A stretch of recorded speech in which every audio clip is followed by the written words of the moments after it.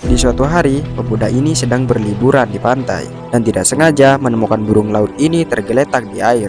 Ya, burung laut ini tidak bisa terbang karena sayapnya basah dan susah karena terperangkap di air. Pemuda ini berusaha menolongnya, namun burung ini mematuknya mengira orang ini akan menangkapnya. Pemuda ini terus berusaha mengambilnya karena ingin menyelamatkannya. Terlihat burung laut ini sangat basah kuyup sekali dan sangat susah untuk terbang. Lalu pemuda ini membawanya ke tepi pantai agar bulunya kering seperti semula. Lalu dia pergi berharap dia bisa kembali terbang dengan sendirinya.